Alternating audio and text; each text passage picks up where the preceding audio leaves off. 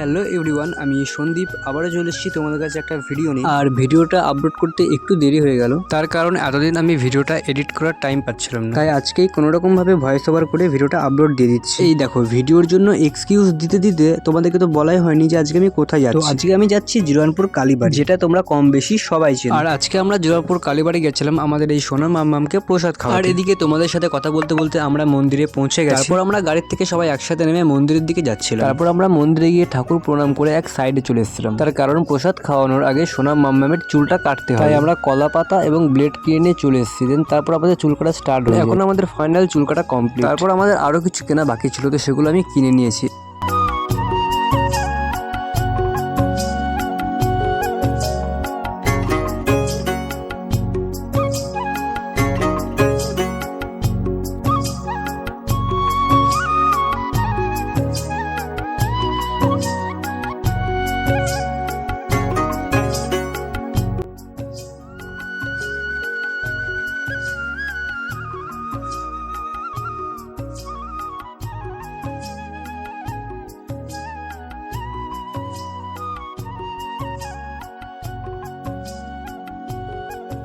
পুজো দেওয়া কমপ্লিট করে আমরা মন্দির থেকে বেরিয়ে আসলাম। এখানে সোনা মামাকে একটু মিষ্টি খাওয়ানো হচ্ছিল, কিন্তু ও খাচ্ছিল না।